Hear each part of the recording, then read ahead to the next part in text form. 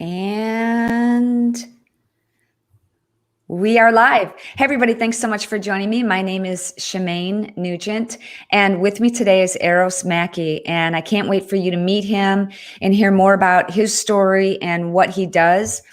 A little bit about why I'm doing this, and then I'm going to introduce you, Aros, and let you take it away. I, just a year ago, found out about how prevalent human trafficking is, and it blew my mind. It blew my mind that it's happening to people all around me, in my city, in my state, my country, in my world. And a lot of people, I'm not the most intelligent person, but I'm a pretty smart person. And if I didn't realize that this was so prevalent, chances are a lot of other people didn't either and still don't know about it. So Aros, I'm so glad you're here. Welcome. And tell my audience here right now, we're streaming live simultaneously on YouTube and Periscope and also Facebook. And for those of you who are joining, you can write in the comments section any questions that you might have for Aros, and I will read them and post them and have Aros give his answers. But Aros, again, welcome, and tell us a little bit about you and how you got involved in adaptive ops. Okay, thanks.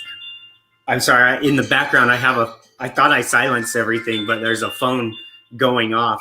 Do you want to go get it, and I'll keep talking? Yeah, I'm going to silence it real quick. Okay. Okay, go ahead. Because, this is live. It's live, y'all.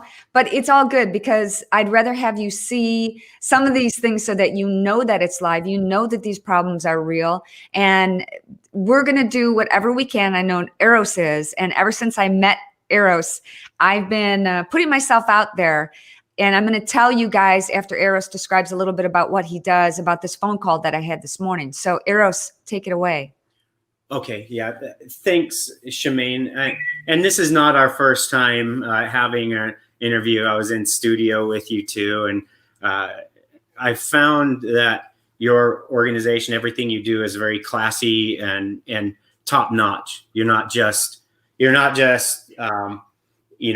throwing stuff together to see what happens. You have a great plan, and my organization has been completely blessed because of what you're doing, and so anything I can do to help you out, I'm right there to be there. So but on that note, because of you and your show, Simply Shemaine, and what you've been doing, we have literally been saving lives every month since we were on with you, whereas our resources were low, and it was all I could do to, we would have maybe 5 or 6 rescues a year. And when I say these rescues, it's uniting families. We go out and we take the hard cases. I don't just go for low-hanging fruit of somebody that's missing and there's a family struggling. I usually wait until all the white noise has settled down, all the people in the community searching for the missing person, or law enforcement, that at once everything starts dying down, then I step in and seek to help the family, because a lot of times the people are found within the first few days. And when they're not, if it's somebody that's being trafficked, either for labor trafficking or for sex trafficking, or even toward organ harvesting. And I tell you, I've gotten the worst messages. I've found the worst types of situations with families. We've had families where the messages come through saying that, that looking for ransom type information, or sometimes it's just to scare the family too. But one particular message was that it was an informant that knew about the case, and this was a message that came through the dark web, and it said that they're trying to sell this girl, and that you have to do something quickly, because if they're not able to market her, then they're going to sell her for her organs. and and it was, I was there with the family, trying to help them know that, praying with them and helping them know that you're doing absolutely everything you can, and we are too. And uh, there ended up being good news with that case eventually, but it's scary. And and so when I say that we used to do 5 to 6 rescues a year, we were always working. We were working full time, but we were just taking the harder cases. Now, because of your show, we've been able to be funded a lot more. I mean, you and the Higdon group stepped up, and yeah. So tell everybody a little bit about what happened. And for those of you who are just joining in, I see a lot of people coming in. We're streaming live right now on Facebook, on Periscope, and also on YouTube. And I'm speaking with Aros Mackay from Adaptive Ops. And if you want to check out his website and what he does after this interview, you can look at adaptiveops.org. So what happened when Ray and Jessica Higdon saw my show when I was interviewing you? Tell everybody what happened. Yeah, so they have an amazing platform. They're amazing business consultants, and they have an international network, and they really believe in giving back. Their success is from helping other people, and they were getting ready to do a new an annual fundraiser, and obviously you guys are friends, you and Jessica, and she was watching the show where I came on live with you, and she decided that they wanted to have Adaptive Ops be their charity that they were going to assist. And I went in studio with them out in North Carolina, and I shared some stuff. It was a closed group, a closed meeting, so I let them in on some information that you wouldn't normally hear, and I opened up, and we had over, I think, 950 people donate in their network. People were just donating and helping, and how much did they raise for you, Aros? So their group raised, I think it was right about $75,000 for that meeting, and then Ray and Jessica, they themselves, came through and rounded it up personally to $100,000. That's so, I just goosebumps. I'm so glad. And that's why I do these interviews, because I want to find out more information. And for those people who are watching right now and they don't know anything about what human trafficking, what are you talking about? I'm watching the comments come in, and somebody went, organ harvesting. Aros, tell me, or tell everybody a little bit about, well, I called you this morning because I got a phone call that was very disturbing from an acquaintance who said she thought her daughter was being trafficked. So one of the things that I want to help people become aware of is, how do you look for the signs of being trafficked, and what are some of the things that we can do to help? Okay. Yeah. So these cases are so hard, and this case that you brought to my attention, it's one of the cases that are the hardest to help people with, because here you have a young adult female, and this happens to males as well, and they get exploited. And when you ask about the indicators of how to protect yourself, how to know what's going on out there, not all of these cases are sex trafficking. But what I can tell you is that there are predators everywhere. They might not be as sophisticated to the point where they know how to exploit somebody for profit through somebody else, because that's actually a business type process that these traffickers are doing. Now, tell everybody about that. One of the things that I learned is that wherever there's drug trafficking, there's human trafficking. That's right. And that's because you can sell a person over and over. You can only sell drugs once. That's right. And that has been part of my my research from the beginning is, once I realized back in 2009 that human trafficking wasn't necessarily like the movies, and the more I dug into it, the more I realized that there is a direct connection between human trafficking and drug trafficking. And then I started researching foreign terrorist organizations. That was my direction for my master's degree, was in intelligence, and I was focusing on countering terrorism. And I started seeing the indicators or patterns that foreign terrorist organizations were utilizing human trafficking as well as drug trafficking to fund their international illicit operations. And when authorities would crack down on drug trafficking, then they would lean toward human trafficking, and vice versa. And it's business. They need to raise money, and human trafficking, just like you said, is directly linked to drug trafficking, because there's an exploitation side of it. And to break it down a little more, in the United States, you've got your professional drug trafficker or human traffickers who run multiple women and boys as well, and they're making them go out and exploit themselves to bring in money, and that money for the trafficker. Back to the trafficker. People will call them pimps, whatever. That name, the term pimp has been used to glorify things like pimp my ride or pimp. So I don't like using that, because they're traffickers.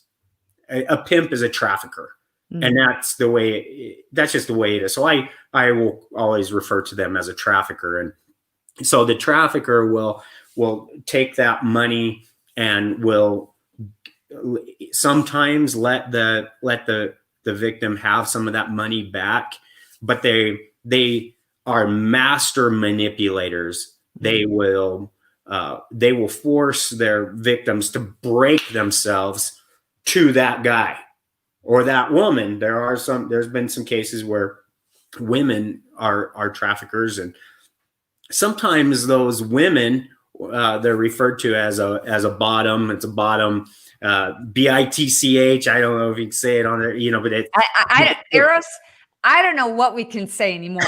I'm like, so anyway, they refer to them as the bottom, and that even though they're called the bottom, they're the top of the women. They're the ones helping control and nominate, and and that. So that's a very professional the higher professional trafficking organization. Then you drop down to the one-time trafficker. Okay, this is the man or the boy who is run off with his girlfriend, and they're addicted to drugs, and they're making deals with whatever they can to buy narcotics, and in this situation, the girlfriend may be completely inebriated and passed out on the bed, and the boyfriend sets up a meeting, and the drug dealer comes by to sell them more drugs, sees the girl on the bed, offers him a little more if he can take an extra 20 minutes with her while he stands guard outside. And he takes that opportunity for the extra drugs. And then the next day realizes, hey, that was very beneficial. The drugs get used and go away and have to be remanufactured, but the girl can be used over and over again. And that guy may only do that one time in his life, but he's a trafficker. He just gained profit off of somebody else. He trafficked that human being, and he may never do it again. But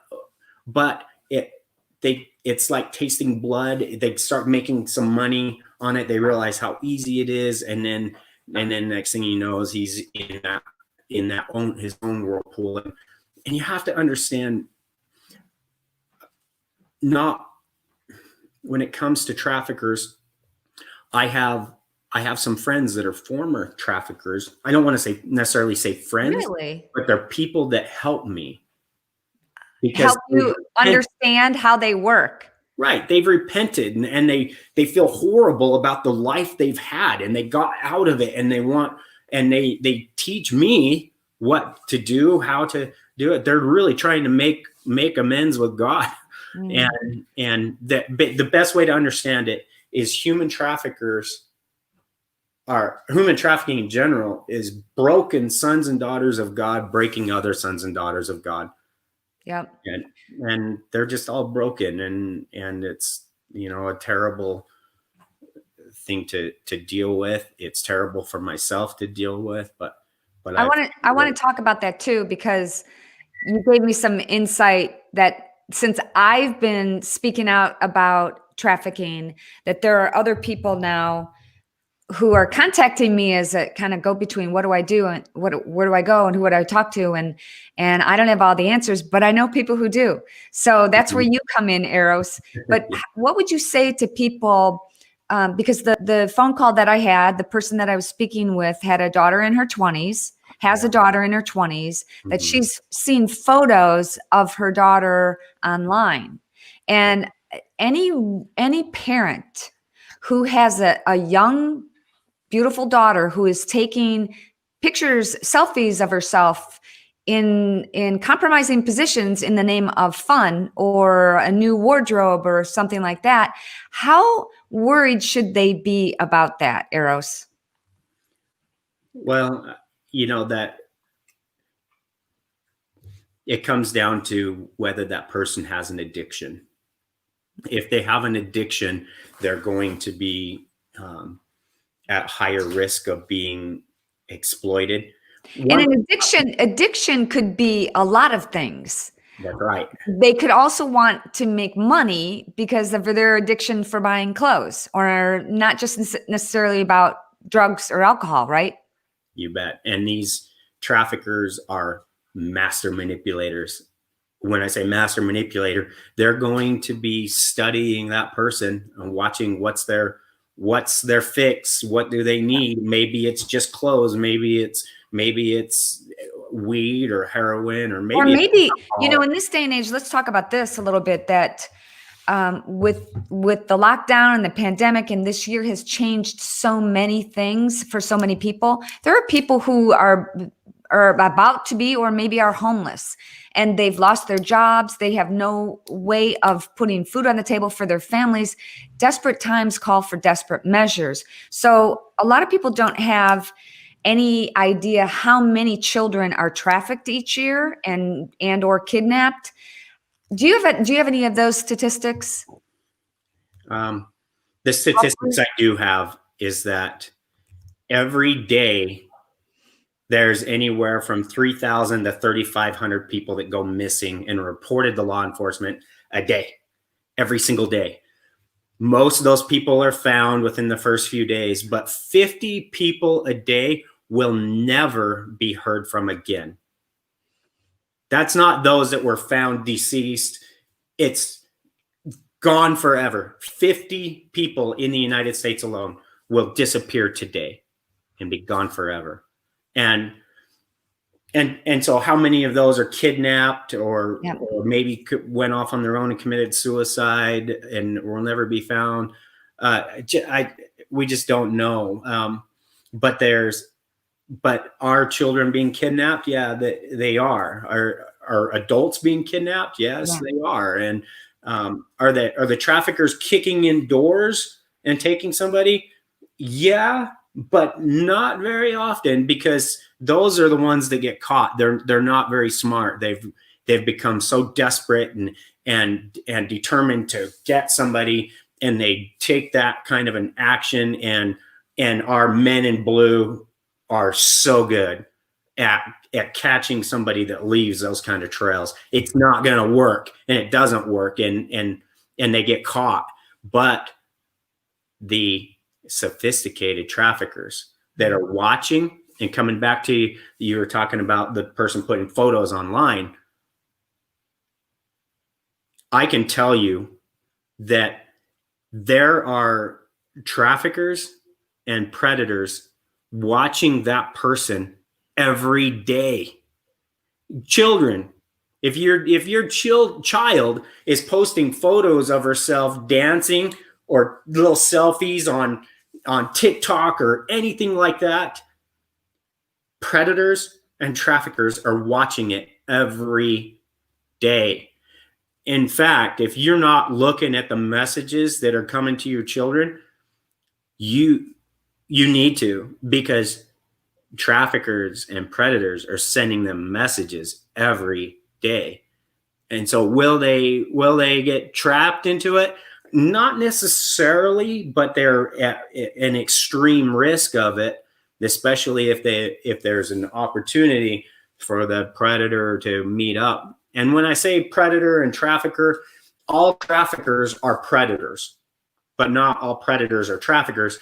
Predators are looking for their own fix. They're addicted to sex, or they're addicted to child pornography, or they're and just like Ted Bundy indicated, he started out in pornography, and then it wasn't enough. It started getting more and more extreme to the point where he had to actually engage in murder in order to fulfill the desires that he had.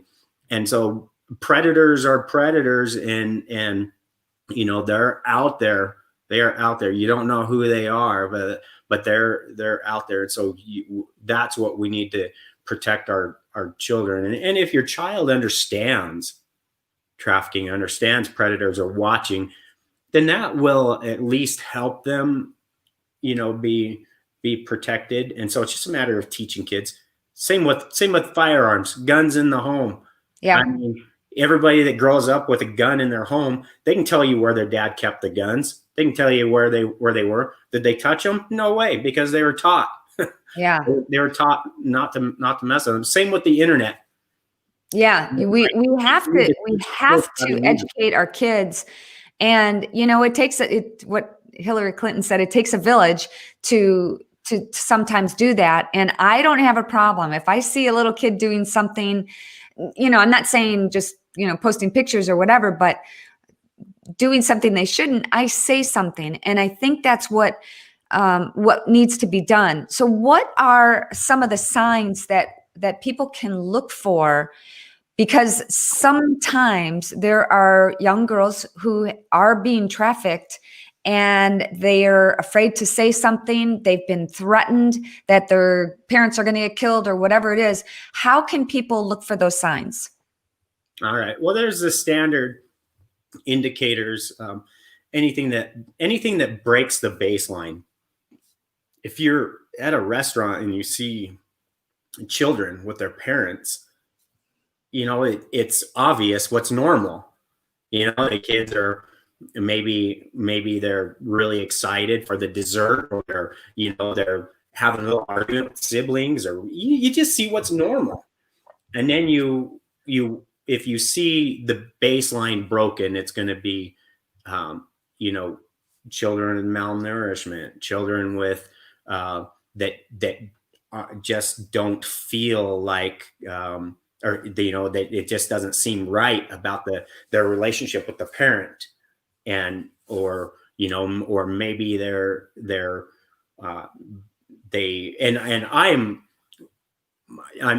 I look different than my children. My children are lighter skinned and things like that. And I don't really talk about my children in other situations, but I'm often, I feel like people should think, recognize, hey, there's a difference between this person. And I have had people ask, at gas stations, is this your dad? You should. Yeah. And I'm glad when people do that. And yeah. And I ask, and I've had situations where I've asked a little girl, hey, are you having fun with your dad? Oh, you do. That's a good point. Yeah. Are you good? And and then their response is going to help you understand whether or not they're really with their father or not. And then so you're just establishing a baseline. And then if there's a doubt, there is no reason to not report it. Yeah. Get the license plate. You don't have to be the one to and you don't want to, open the door, grab that child out of, Right. But just simply report it. Yeah. Grab the license plate, report it. I get pulled over all the time, whether it's for, driving fast or whatever. I don't mind interacting with law enforcement. Yeah. If I get pulled over, I get pulled over. It's no big deal. If there's something not right, let that person be pulled over. Turn the license plate in. Call the human trafficking hotline. And I know there's been a lot of people skeptical with even the human trafficking hotline, whatever. I've had great success working with the Polaris organization. I call them all the time when I've got a survivor or a victim with me that we're protecting. I'll call them to look for local safe houses or safe houses in the next state to get the person out of there. And they're very professional, very nice. You're not going to feel dumb, even if it's a loose, if you don't have a real proof or anything like that, just call them and report it anyway. They're going to be nice. They're going to be thankful that you reported the information. And that phone number, the way I remember it is 3737. So it's 888-3737-888. And I just have it memorized, and I call in, give a report or whatever. And can somebody type that into the chat box, and I will post it. And if you're just joining me or join me late, I'm speaking with Aros Mackay from adaptiveops.org, right? Yes, that's correct. So Tina Marone asked how she could donate, and a lot of other people here want to know what they can do.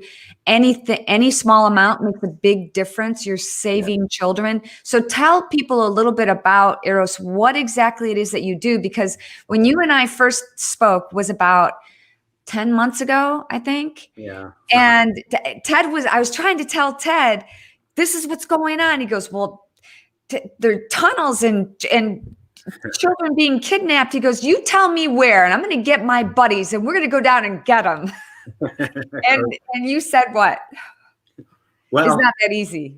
Yeah, it's not that easy. And there's a lot of people. Let's see, 888-3737-888. Okay, that number's correct. So okay, it popped up.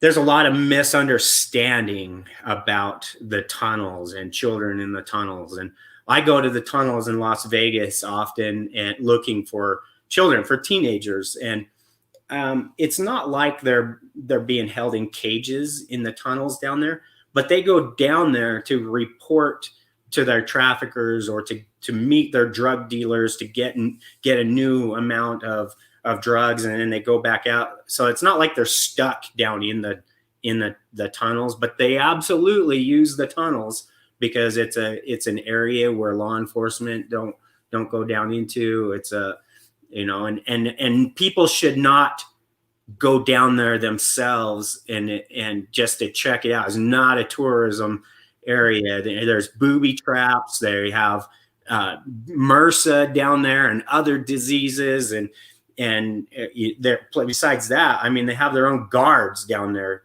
homeless people that they have car chains, that have padlocks on the end of them that they use for weapons, and you don't just go down there, and I've been going to the tunnels for years, and I have friends down in there, and people that I've become friends with that I'm trusted in many of those areas. But there's some areas I absolutely won't go to.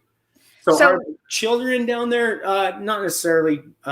There are teenagers that go down in there. So are they children? Yeah, they are.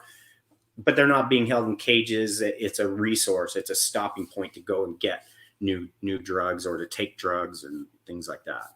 So what you do is when you get a phone call like you got from me today, from this person that called me, is you ask a few questions, you find out where they are, what state they're in. That makes a big difference, right?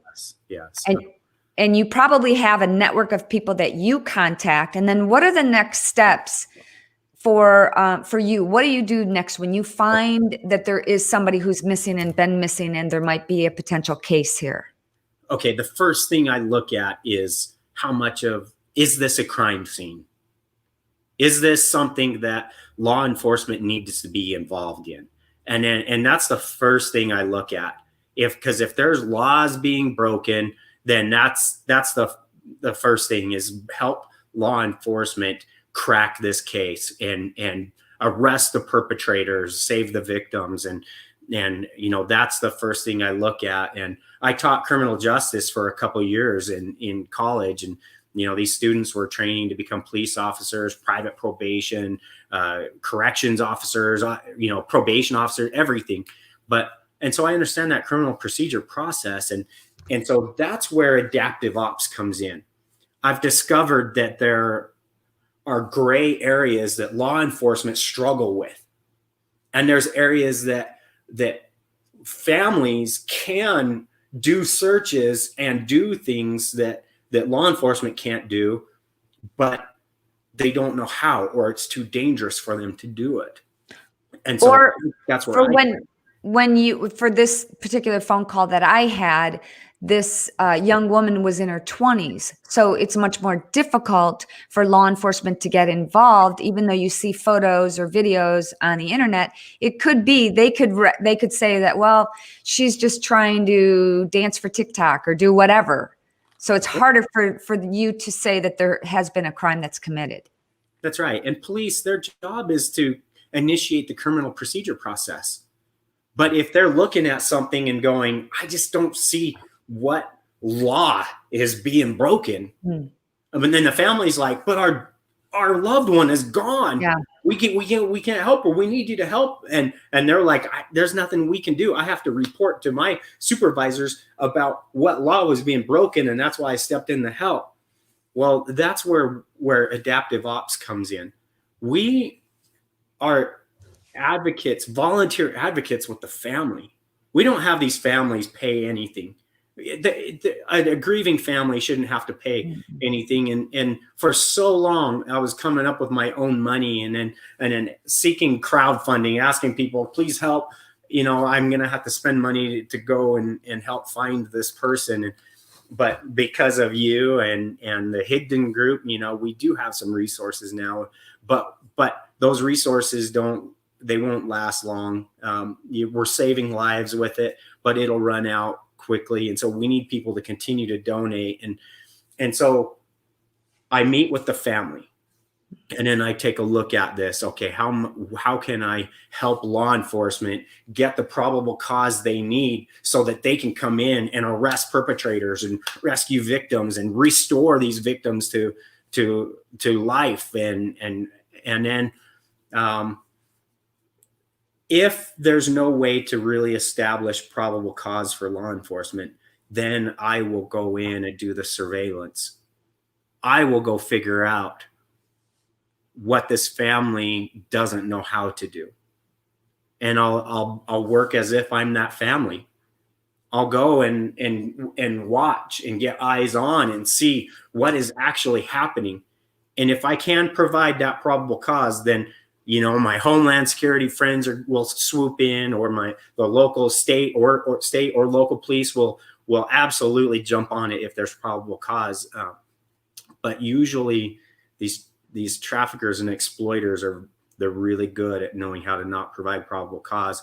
And so I'll help the family create an extrication plan, almost like an outreach or like an intervention. I'll help the family provide an intervention. And I'm an executive protection agent, and I've worked with a lot of A-list celebrities and things like that. And I teach executive protection.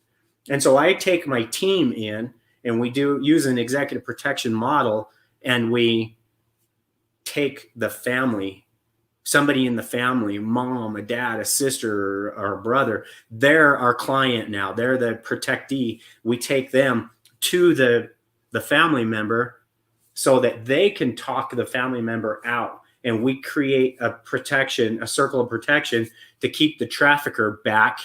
Hey, she's talking to her dad right now. Stay back. Mm.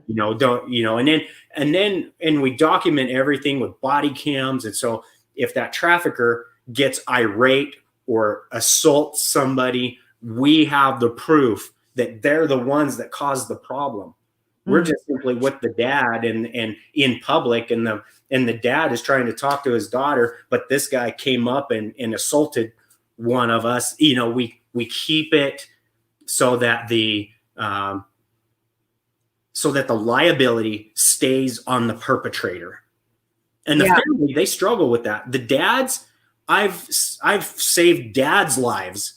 Dads are like, they get a little bit of information and they're going to go storm this brothel because they find out the daughter's in there, and I go first. I figure it out first. I go in there to figure out if they're really in there, so the dad doesn't go in guns blazing and kill themselves or somebody else that shouldn't, and I go figure it out first. And then I come back to the dad. Look, she's not in there.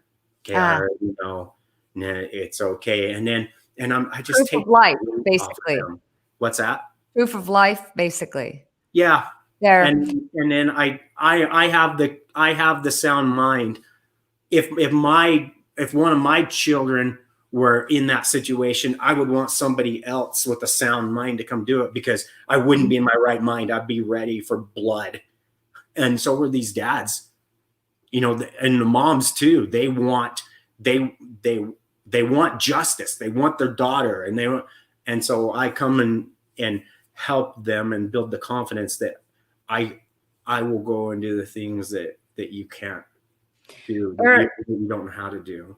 Aros, I could talk to you forever, and I think we should continue this much longer, and maybe you can come on again another time, because during the next week or so, because many people don't realize that during hurricanes and during troubling times like wars and pandemics and things, human trafficking has been increased.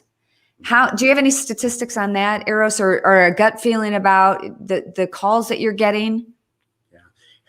Yeah. Statistics are just statistics. They're just what people can document. There's so much that in the area that I work in that there's no way to document it. But don't you feel like there's an opportunity more for kids being at home? They have to stay at home with a predator. Definitely. And these predators are talking the children into showing or taking a photo, a shirtless photo, preteen girls. These guys are trying to sell these photos of preteen girls to other perverts out there. They may not ever get that child kidnapped, but they will get these photos from them. And the more these children are stuck at home, just on the computers. I think children should be at home versus at school. I think the parents should be with that child, teaching the child and stuff like that. But unfortunately, so many children are not getting that wholesome family activities, and they're being told to, or allowed to, just be on their phones in their room and they're being. And nobody's parenting. Nobody's monitoring. It never stops as a parent. When your kids are, they become teenagers, you think, oh, I'm done. They can drive. And it actually becomes more involved and scarier, because you don't always have that control or awareness of what it is that they're doing. And sometimes they'll hide the truth a little bit, tell a little white lie. I'm gonna wrap it up with you here in just a minute, Aros. But if anybody has questions for Aros Mackay, I'm speaking with Aros Mackay of adaptiveops.org. adaptiveops.org. A few people on here already have said that they've gone to your website and made a donation, and every bit helps, guys, because Aros is taking this on all by himself, but now with the help of Ray and Jessica Higdon and all of their supporters. Thank you. And okay, I'm not going to take credit for it, but I am the connector. I'm the great connector. You've been able to get more resources and have more people who help. And I'm telling you, I want to do the training one of these days. And I think Rocco would be great at it as well. You bet. It'd be fun to have you guys there. And I am so thankful for the donations. And I haven't seen who I know donations are coming in as we speak. And I'm so grateful for that. I don't know who it is, but I can't wait to thank your followers for the donations. And we are saving lives. Literally. I get messages. I get great messages all the time now from families that remember the dark place they were in, and they're with their family, their loved one now, and they're just so grateful. And I get these messages of gratitude from the families, and I mean, I don't see that I did anything great. It's really God led me to let me be an instrument to help that family at that time. And so I'm just grateful to be able to be a part of it and to be able to help. And it's an honor to be able to do this work. And so thank you guys for helping. We've been able to do some amazing stuff, and I'm in the field full time, and we just have really great things happening, families being united, lives being saved. And thank you. And on your website, Aros, you do have information about your training. So can you, in just a couple of minutes, can you describe what you go through in the training? Yeah. So a lot of times people can try to compare my training to other types of trainings out there, executive protection trainings and things like that. But really my training, yes, it's executive protection, it's security, it's all this stuff, but it's specified specifically for my missions. And we focus on getting people mission ready, and so that you can assist in the So what's the mission? Let's say just an average, of course, there's no average human trafficking rescue mission, but a basic rescue mission would entail what? Well, there's a lot of surveillance and understanding liability, understanding how to navigate laws so you're not breaking laws, you're not violating somebody's personal privacy rights. There's a lot of liability training that goes into the training, and then knowing how to go hands-on in the right ways. I mean, that's a very complicated way, and I'm not going to go into that, but how do you actually do that? We are one of the very few organizations that know how to do that in the United States. We go hands-on. We have been directly involved in arresting predators and traffickers and again, I don't want to go into too much detail here, but we're doing it in a way that people don't know how to do it, and it's completely legal, and we're assisting in the criminal procedure process, and even going hands-on with protecting a child. We know how to do that, and we are doing it, and so it's kind of hard to give you too much, to tell you. Yeah, to give away all the details. Well, the training is because it's unsafe if you don't know how to do it. Yeah. And the training is focused on doing that. And the training covers escape and evasion and other spycraft and things to where we overtrain for our missions. Yeah. We train at very high levels, so that even though we may not ever do some of those things in our missions, if the situation happens, we're able to. And there's no regulation. You don't have to have a degree to be involved, or you don't have to have any kind of police background or anything. It's just average people who want to make a difference in life. Yeah, I'm not going to say average because it's extraordinary people. Yeah, there's a place for everybody to be able to help in countering human trafficking, and we're here to empower people, and that's happening, and people are waking up to it, and they know how. And your role might not be becoming a door kicker with adaptive ops. You might find that you're a PR person that can help us, or you might be That's somebody true. that is, a victim advocate that is helping connect victims to the resources they need. We do it all, and we do it nationally and internationally. And we work with amazing organizations too. We collaborate. I'm very inclusive with other organizations, and I work with a lot and teach a lot of people. And it's all about making a serious impact in countering human trafficking. Yep. Well, Eris, thank you again so much. You are, making a huge difference, obviously, in so many people's lives. And it is about the ripple effect. What I was able to do connecting you with Ray and Jessica Higdon from the Higdon Group, and they connected you and your mission with so many of their people. So it's just, we're making little ripples. And I think, there's a lot of things in this world to be sad about, depressed about. And the one thing that you can do is, number one, take care of your health. Yes. Number two, get involved. You don't have to just spend money, but like you said, you could volunteer your time and effort and bring awareness to this problem, because it's a huge problem. On the side of donations, I am so grateful for the donations, and we've had some large donations come in.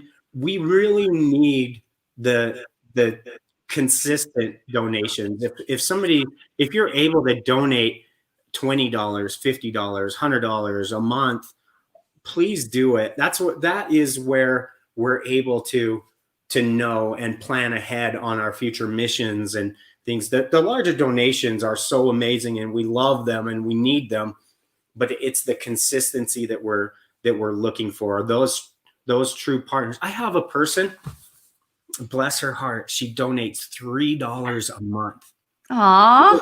I know that's all she can do. And when I'm out there, it's lonely, Shemaine, and it's scary too sometimes. And sometimes I'm thinking, why am I doing this? This is so, I'm putting my livelihood, my life at risk sometimes. And I think about the donors in those times. I'm thinking about that $3 donation, and I have had people that have donated $10,000, and I'm thinking that I just wish they could see the reality of what their money is doing.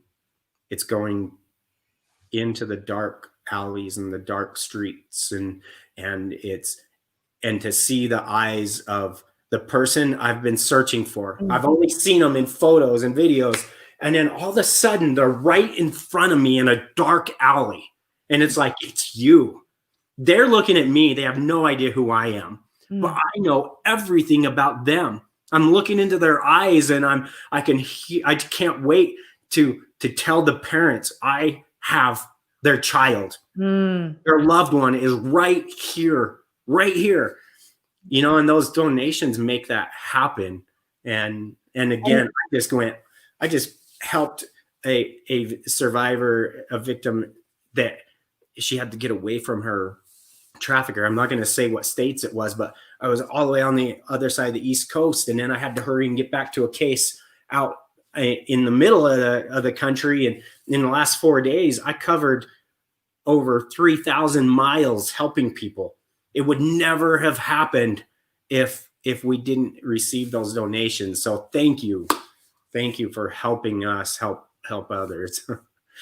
Well, Aros, once again, I'm speaking with Aros Mackay of adaptiveops.org. Go ahead and check out his website. And like he said, the small donations matter. If you can spend 5, 10, 20 bucks, 50 bucks, $100 a month, it's going to a good cause. I've spoken personally with a few survivors, and what they do is they want to help more. So we're making a huge ripple effect. And I think right now, with this country and all the uncertainties right now that we're all enduring, the best thing that we could do is help each other. Oh yeah. And even if you're just making that $3 donation every month, you can just know, no matter what's going on in this world, you're doing some good. I promise you. And I don't make promises that I can't keep. And I can promise you right now that money is going toward helping save lives for sure. Awesome. Well, Aros, thank you once again. I'm sure you and I will be in touch again in the coming days. And will you come back and share more information with everybody? Oh, yes, you bet. I'll always come on when you want me here. Okay. All right. I'm going to hold you to that. All right, guys, have a great day. Make it a great day. Do something healthy and happy for you today and for somebody else. Go to adaptiveops.org. All right, guys, till next time. Bye. Thank you. Love you guys. Love you. Bye. Okay, bye-bye.